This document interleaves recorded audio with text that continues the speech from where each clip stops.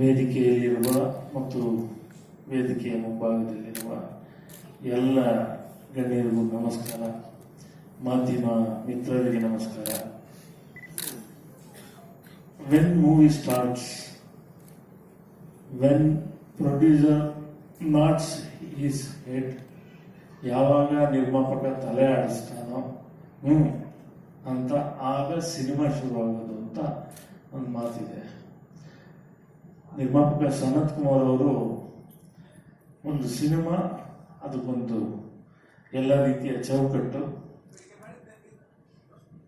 ಅಂದ್ಕೊಂಡು ನನ್ನನ್ನು ರವೀಂದ್ರ ಅವ್ರನ್ನ ಕರ್ಕೊಂಡು ಬಂದು ಭೇಟಿ ಮಾಡಿದಾಗ ಅವರು ನನಗೆ ಈ ಥರದ್ದೊಂದು ಅವ್ರದ್ದೊಂದು ಫ್ರೇಮ್, ಆ ಫ್ರೇಮಲ್ಲೂ ಒಂದು ಸಿನಿಮಾ ಮಾಡಬೇಕು ಅಂತ. ಸರಿ, ನೀವೇ ಕತೆ ಮಾಡಬೇಕು, ಚಿತ್ರಕಥೆ ಎಲ್ಲವೂ ನೀವೇ ಮಾಡಬೇಕು, ಮಾಡಿ ಅಂತ. ಆಗ ನಾನು ಯೋಚನೆ ಮಾಡಬೇಕು, ಸರ್ ಸ್ವಲ್ಪ ಸಮಯ ಕೊಡಿ, ನಿಮ್ಮ ಐಡಿಯಾ ಎಲ್ಲ ಚೆನ್ನಾಗಿದೆ, ನನಗೆ ಸ್ವಲ್ಪ ಸಮಯ ಬೇಕು ಅಂತೆ. ಮಾಡಿ ಅಂದರು. ಒಂದು ಸ್ವಲ್ಪ ದಿವಸದ ನಂತರ ಒಂದು ಥಾಟ್, ಭಾಳ ಹಿಂದೆ ಇದ್ದಂಥ ಒಂದು ತಲೆಯಲ್ಲಿ ಇದ್ದಂಥ ಒಂದು ಥಾಟ್, ಯಾರಿಗೆ ಏನು ಅಂತಂದಾಗ ರೇವಣ್ಣ ಅವರ ಮಗ ಅನೂಪ್ ರೇವಣ್ಣ ಅವ್ರು ನಿಂತ್ಕೊಂಡು ಮಾಡಬೇಕು ಎಲ್ಲ ಹೇಳಿದ್ರು. ಸೊ ಅನೂಪ್ ರೇವಣ್ಣ ಅಂದ ತಕ್ಷಣವೇ ಒಂದು ನ್ಯಾಚುರಲ್ ಆಗಿ ಒಂದು ಪೊಲಿಟಿಕಲ್ ಬ್ಯಾಕ್ಗ್ರೌಂಡ್ ಇರುವಂತ ಕುಟುಂಬ.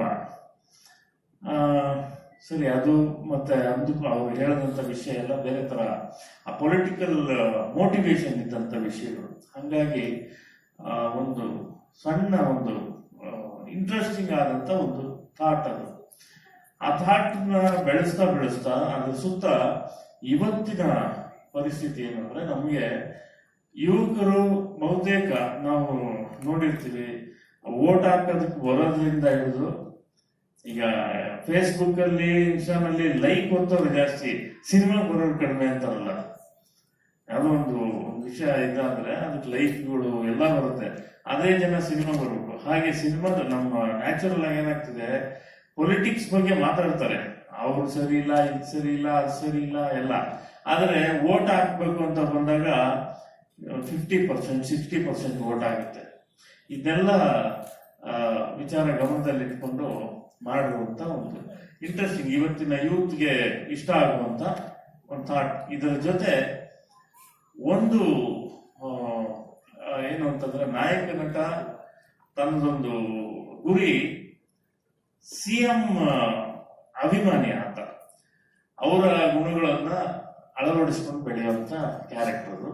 ನೀವು ಸಿನಿಮಾ ನೋಡಿದ್ಮೇಲೆ it is too early to say everything. Cinema ನೋಡಿದ್ಮೇಲೆ ಗೊತ್ತಾಗುತ್ತೆ.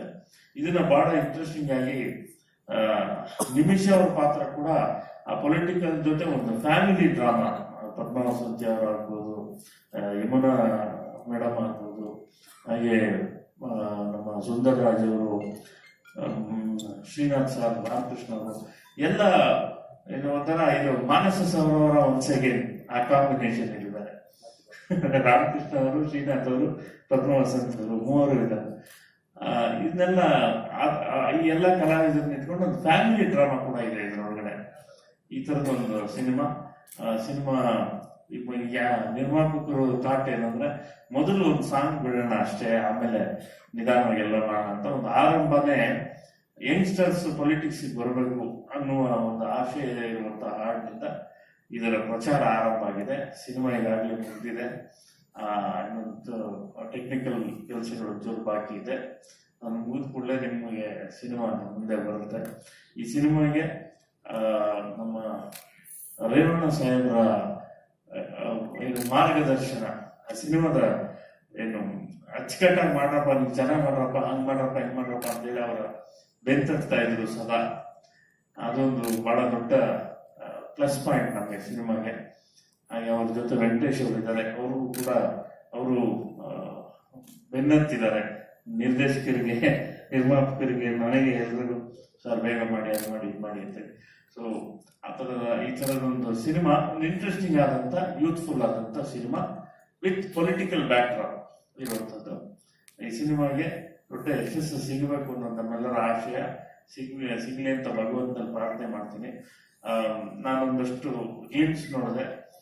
ಅನೂಪ್ ಅವರ ಏನು ಅವರು ಏನು ಹಾಗೆ ಹೇಳಿದ್ರು ನಾನು ತಪ್ಪಾಗ್ಬಿಟ್ಟಿದ್ದೀನಿ ಅಂತ. ಆದ್ರೆ ನಿಜಕ್ಕೂ ಪಾತ್ರಕ್ಕೆ ತುಂಬಾ ಚೆನ್ನಾಗಿ ಒಗ್ಗಿದ್ದಾರೆ. ಮುಂದಿನ ದಿನಗಳಲ್ಲಿ ಇನ್ನೂ ಒಳ್ಳೊಳ್ಳೆಯ ಪಾತ್ರಗಳನ್ನ ಬರೆಯಬಹುದು. ಅನೂಪ್ ಅವ್ರನ್ನ ಆಗ್ಲಿ ನಮ್ಮ ನಿಮಿಷವನ್ನಾಗ್ಲಿ ಇಟ್ಕೊಂಡು ಒಳ್ಳೆ ಪಾತ್ರಗಳನ್ನು ಮಾಡಿಸ್ಬೋದು ಅಂತ ಒಂದು ಬಲವಾದ ನಂಬಿಕೆ ಬರುತ್ತೆ ಈ ಸಿನಿಮಾ ಮೂಲಕ. ಅವರಿಗೆ ಶುಭವಾಗಲಿ, ಇಡೀ ಚಿತ್ರತಂಡ ಶುಭವಾಗಲಿ. ನಿರ್ದೇಶಕ ರವೀಂದ್ರ ಬಗ್ಗೆನೂ ಮಾತಾಡಬೇಕು. ರವೀಂದ್ರ ಏನು ತುಂಬಾ ಒಂದೊಂದು ದೃಶ್ಯನು ಕೇಳಿ ಕೇಳಿ ಶೂಟಿಂಗ್ ಮಾಡೋರು ಕೂಡ ಸಹ ನಾನು ಹಿಂಗ್ ಮಾಡ್ತಾ ಇದ್ದೀನಿ, ಸಣ್ಣ ಬದಲಾವಣೆ ಹಿಂಗ್ ಮಾಡ್ಲಾ ಹಂಗ್ ಮಾಡ್ಲಾ ಅಂತೆಲ್ಲ ಕೇಳಿ ಮಾಡೋದು. ಬಹಳ ಸ್ವಾತಂತ್ರ್ಯ ತಗೊಂಡು ಮಾಡಿದ್ದಾರೆ, ಚೆನ್ನಾಗಿ ಮಾಡಿದ್ದಾರೆ. ಒಳ್ಳೇದಾಗಲಿ ಇಡೀ ತಂಡಕ್ಕೆ ಅಂತ ಹಾರೈಸ್ತೀನಿ. ನಮಸ್ಕಾರ.